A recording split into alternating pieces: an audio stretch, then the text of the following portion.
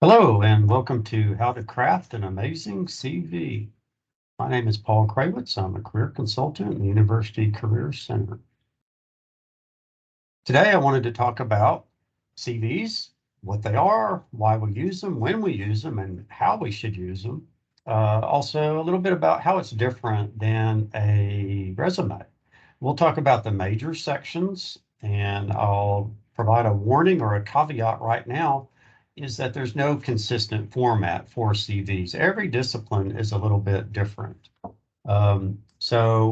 Professional societies often provide guidance within your discipline. So you might look at, professional organizations to see if they have handouts or guidelines applicable for your academic discipline.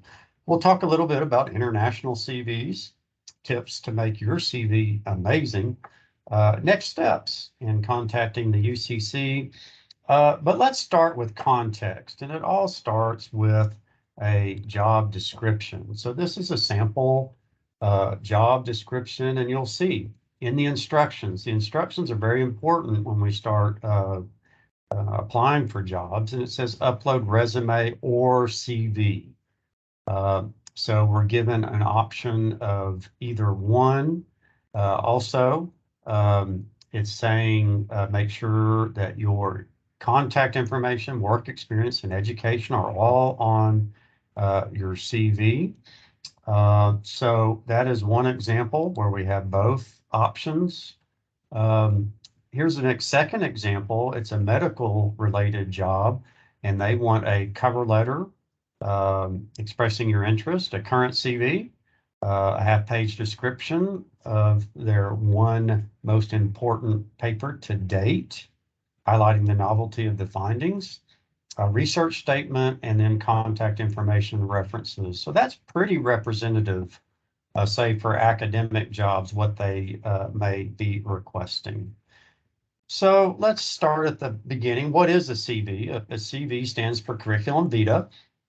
It is an extensive document. It is based on the Latin term that means course of life or one's journey. And it's a list or a collection of one's educational and professional accomplishments.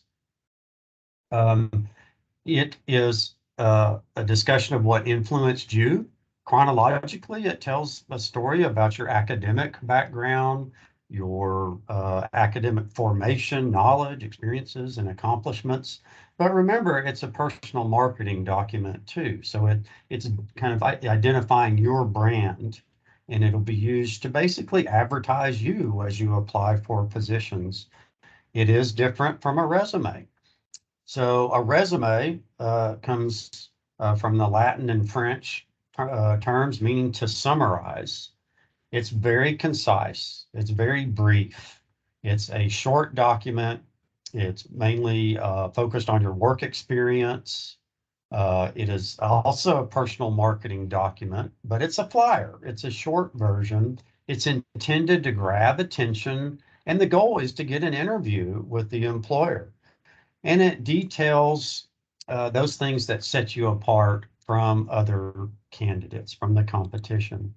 I like to think of the resume of the Cliff Notes and the CV as the full text version of the book. So when do you use a CV and when do you use a resume? Generally, it's pretty well accepted that within academic positions, especially faculty, that the CV is the requested document as part of the application. You'll also see that with international positions, scientific positions, and then research positions also. However, the resume is the most preferred format to apply for jobs in the United States, far more common than the CV. So unless the application specifically asks for a CV, generally we're going to submit a resume for the position. So how are they different? Well, they differ in the length, they differ in what's included, and somewhat in the purpose. So the number of pages of a resume is 2-page maximum. Even someone that's been in their career a very long time would still have a 2-page maximum resume. New graduates, we recommend 1 page, a 1-page maximum if you're just finishing up here at UTD. But it is concise, it is brief, it is the highlights of your skills, your competence, and a CV is very detailed. It lists a lot of different accomplishments in a lot of different areas. There is no page limit. It can be several pages. A CV could be anywhere from 2 pages to 22 pages or longer for a prolific faculty member, researcher with a lot of presentations, publications, a lot of committees, a lot of courses. Their CV may be quite long. So what should you include in these? So the resume has a summary. It has a list of your experiences, your professional experiences, mainly work experience and accomplishments from those. A list of your degrees and education, and generally competencies, an overview of competencies. A CV, again, there's no strict guidelines. It varies by your discipline, its credentials, and much, much more, which I'll go into detail here shortly. The purpose, the resume is intended or required for most jobs, and it's to submit for review, to forward you in the application process. And another way of saying that is to get an interview so that your resume is reviewed and it results in you getting an interview for the position. Excuse me. The CV, it's a list of one's professional journey. It's chronological. And again, it's usually for academic positions, usually required for, say, faculty positions, for example. So when should you include, or what should you include in the CV? And again, I'll put this caveat out there. It is discipline specific. And so a CV for someone in physics is going to look quite different than a CV for a person that's in art or art history or literature. So it just varies from discipline to discipline. But in general, one couple of consistent things is contact information. We would want that in any type of CV. And generally, there's some sort of professional summary or profile at the very top. Also, another thing that's common among CVs is education. Generally, that's listed first, and it is in reverse chronological order, meaning the most current degree is listed first. So if you have your doctorate, it would be your PhD, your master's, and your bachelor's listed in that order. Employment and professional experience would come next. Scholarly activities or research, instructional activities or teaching, service, and this can be service to a lot of different entities, honors and awards, certifications and licenses, professional affiliations, and then added qualifications beyond that, anything else that is applicable.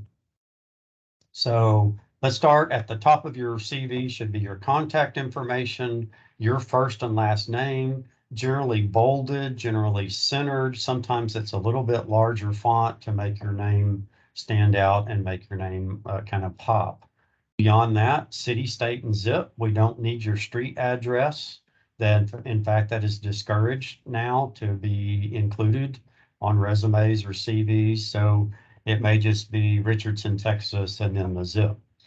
A phone number, a professional email address, and some folks will also include their university address or their current employer address and phone. That's optional. Next would be the education. So we'd have all degrees listed in reverse chronological order. So the degree, the field of study, if there's a minor or a concentration, the school's name, the graduation date, or the expected date. So it would maybe May 2021, indicating you earned the degree, or it may say anticipated May 2025 or expected May 2025. You may want to include the dissertation title or thesis title if it's your master's, and then the advisor.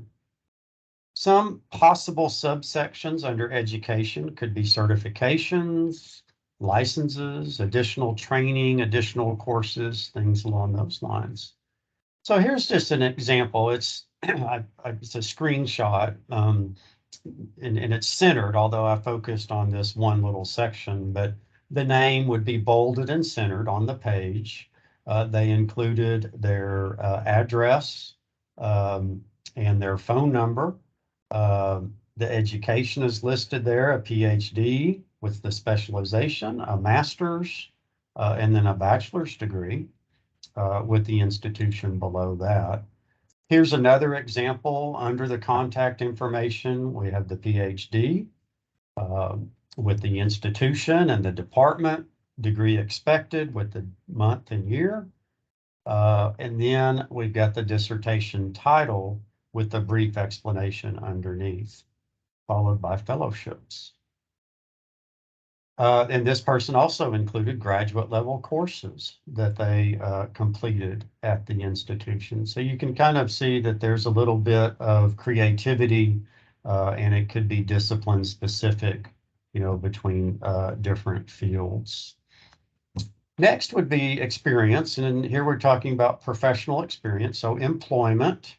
So for each position you've held, you would want the job title, the institution, the location, the dates, and a brief description. So it might be, assistant professor, University of Texas at Dallas, Richardson, Texas, and the begin and end dates. Or if it's current, you would have begin date and dash present with a brief description of your duties. There may be some sub areas under employment that make sense for you and your situation, maybe military or clinical activities. So here's an example. We've got Fulbright Junior Lecturer, American Studies. We have the organization and the department and the dates. Previous to that, we had a role of a course reader, and the department and university and dates, teaching assistant, so on and so forth, with several roles listed. Next is experience, so scholarly activities and research. So here we would have the position title, the school, the advisor's name as applicable, location, dates, and then accomplishment statements or bullets below that. And we may want to divide this up into many different categories that make sense. Publications, books, book chapters, journals, referee journals, articles, things along those lines, presentations. Some people divide presentations up by regional, state, national, international, invited. So different types of categories there. And you might want to include any grants, any grant funding that was obtained. So here we have research experience, postdoctoral research position and the dates. The organization is listed along with the research advisor and some accomplishment statements or bullets below that. Below that, we have doctoral research with the department, institution, and advisor, and so on and so forth. So you can see some examples of how that could be done. Here's another example from a different discipline under publications. and presentations. One thing to note is that it is numbered. So that's one thing that's unique about this section is we generally number each entry. So it's a list of your research articles, publications that are numbered. And I would also point out that the name, your name, only your name would be either bolded or underlined. And you see both in CVs, but it's a way for people to identify where or to see where you um, are in the order. So here they're the first author.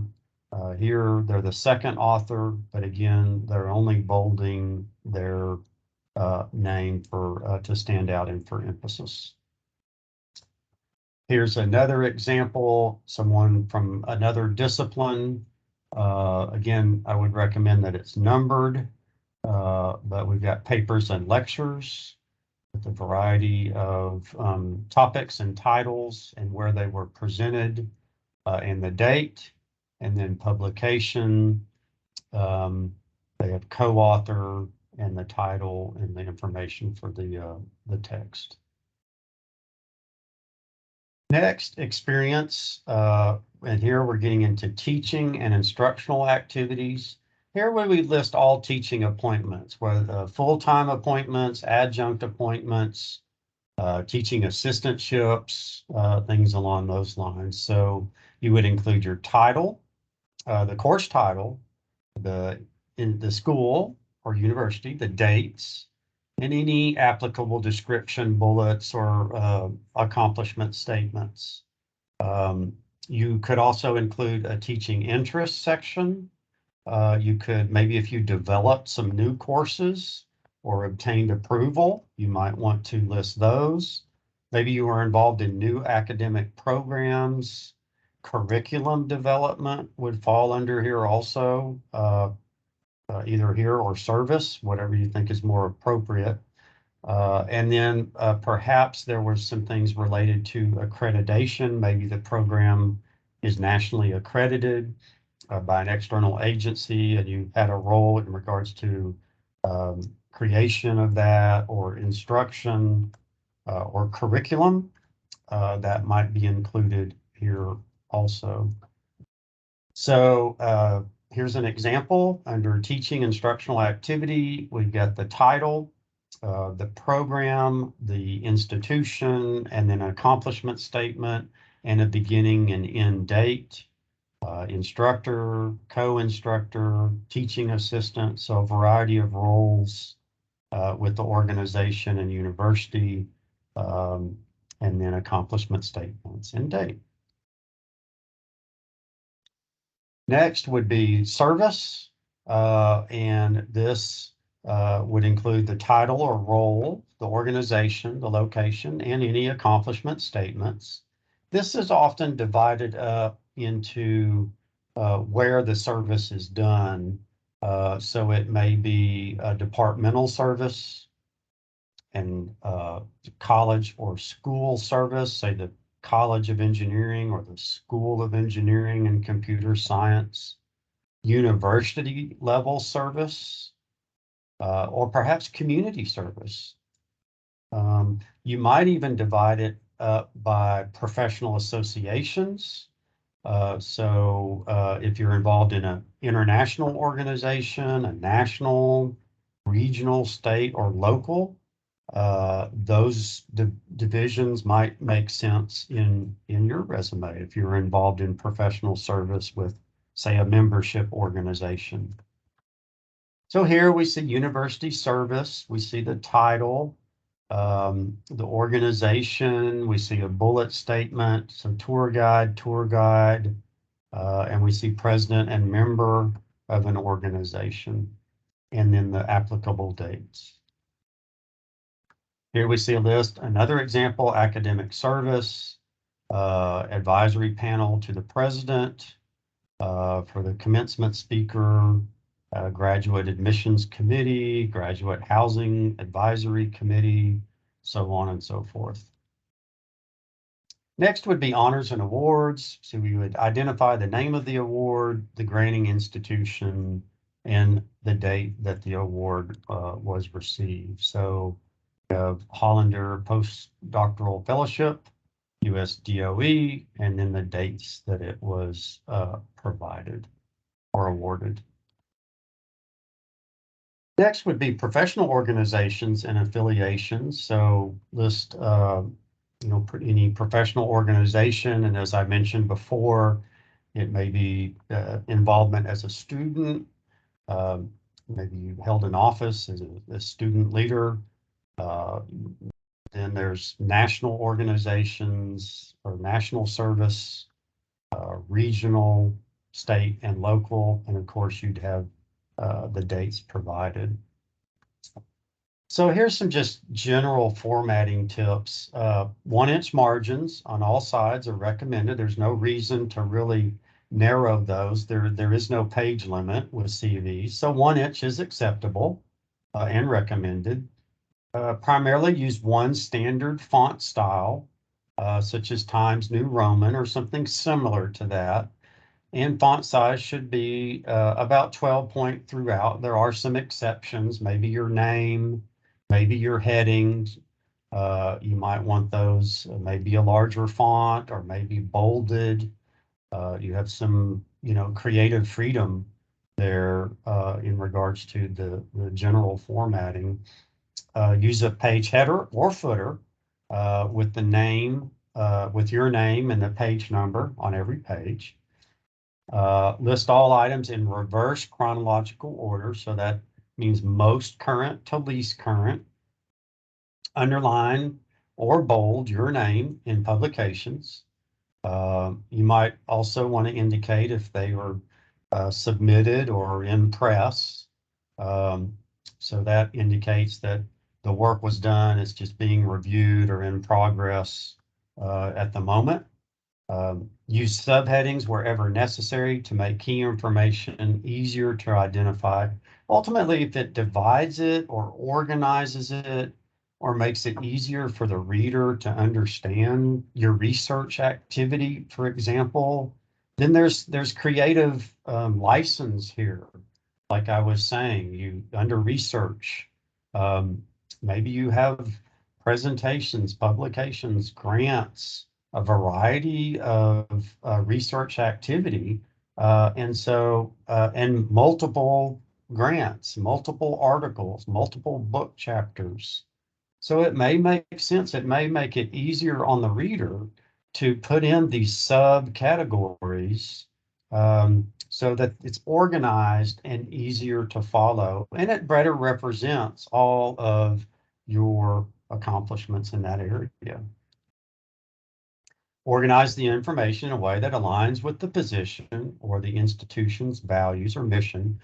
In other words, their format. For example, University of Texas at Dallas has a suggested format for CVs for the faculty.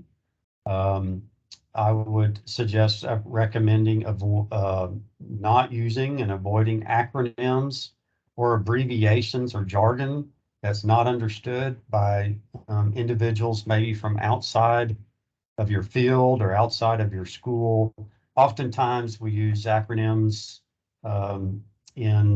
for centers or labs or organizations, divisions, and they make sense to everyone on campus, but off that campus, people won't understand what that stands for. So if it's not universally accepted, it's better just to spell those things out and make sure that the reader understands what you're referring to. Now, in the United States, we don't include pictures on CVs, and we don't include personal information like age or political affiliation, marital status, um, hobbies, or things like that. Keep in mind that each discipline has their own guidelines. Again, art guidelines for someone in art or art history or graphic design would be quite different from someone in the sciences, for example. or business or another area. So my suggestions there are talk to the professors that you have. Even look at their CVs. You can find their CVs on the UT Dallas website, or you can talk to them and request a copy. I'm sure they would be happy to help.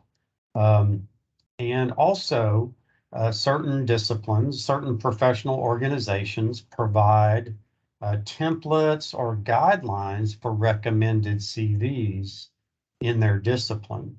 So maybe if you're in psychology, maybe you go to the American Psychological Association, the APA, and look for guidance in creation of a uh, um, typical or recommended CV within that particular discipline. A few more tips. Be sure to include a cover letter with a mailed or emailed CV, or one that's being uploaded to an application. If you do email a CV and a cover letter, we recommend having them as attachments. So in the body of the email, have a short introduction and then refer them on to your attachments, the CV and the cover letter. Always keep your CV up to date. So if you're actively involved in teaching and research and service, your CV is a very dynamic document. It changes weekly or monthly or by each semester. So make sure to have a master copy, save a master copy, maybe on your desktop or somewhere easily retrievable. And whenever you have an accomplishment, maybe you had a paper accepted, or maybe you provided a presentation, maybe you completed a course, or maybe you joined a professional association, whenever something's professionally uh, significant happens in your life, then just remember to go to your CV and just have a continuous update of your CV. That's a lot easier than trying to remember specific dates and accomplishments months or even years after they've occurred. So always try to keep your CV up to date. It just makes your life a little bit easier when you need it um, quickly. A little bit about international CVs. They are different from CVs in the United States, and even that varies, from country to country. So that's the structure may be different, the format may be different. Um, Generally, international countries outside of the U.S. are unfettered or unimpacted by U.S. employment discrimination laws. So many times they will ask for or require more personal information than we would submit in on a CV in the United States. For example, a picture or a headshot, and employment law um, uh, basically discourages pictures on CVs or resumes in the United States because of bias that may be present from that. So it's better to just not include that at all. International CVs, depending on the country, may request your date of birth, or your nationality, or your marital status, or the number of children that you have, things like that, which certainly is not the case in the United States. Okay, as we wrap things up here, I'd like to talk a little bit about what makes the CV stand out. First of all, it's organized. It makes sense. It follows a logical order. We have very prominent headings that are easy to find. And then we have subheadings that make sense. No errors. So just like a resume, the document should be as perfect as possible. No spelling errors, no typos, no major formatting issues, margin issues, things like that. So, use spell check, and also use a proofreader. Have someone help you, have another set of eyes review your review your CV to make sure there's no errors. Easy to read, easy to follow, logical. Follow the directions on the application. So as you find that job announcement, that posting, follow those instructions very, very closely. One way to eliminate oneself from a job is to not submit the materials that they're asking for. So, and each institution is different. So make sure you follow the directions very, very carefully. The CV should be informational and applicable. So again, read that job description, see what specific things they're wanting, and make sure those are addressed so that your CV is applicable for that particular position. Your summary statement is a nice way to provide a highlight. It's kind of a headline of your major accomplishments. So that underneath your contact information is recommended. For your bullets, say you held an academic position doing research or teaching, you want to include bullets underneath identifying your accomplishments. Well, these these are statements that are identifying your expertise and your accomplishments. We recommend using a method called STAR, and that's situation, task, the action that you took, and the result of your action. So when you create these bullets, they're all consistent and identify the task that you undertook, what you did, and the result of your work. Customize it for the position you're seeking and consider the order of importance. So if you're seeking a job that's primarily research related, then you want to make sure that it is customized for research. It's got many, many research accomplishments listed, and maybe research is the scholarly activity and research are the first things listed in order of your CV. Emphasize promotions and roles and growth. Those should be promoted on your resume and highlighted, promoted on your CV and highlighted on your CV. So these are the sources I used for this presentation.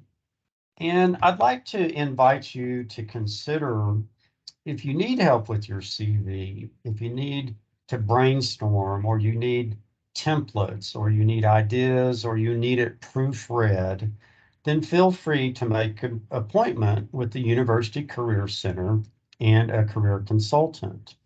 And we do that through Handshake. So you would log on to Handshake, you would find the appointments link, and you'd schedule an appointment meeting, the type of appointment that meets your needs. And then you'll see an option for the best date and time listed that works for you, and you would select that. We have 5 career consultants in the University Career Center, and they all specialize with certain schools. So they're aware of your discipline, and they would be very happy to help you review your CV. So thank you very much for attending this session. I hope you found it helpful. And remember, we're here to help at the University Career Center. There's our main email address if you should have any questions. Thank you very much.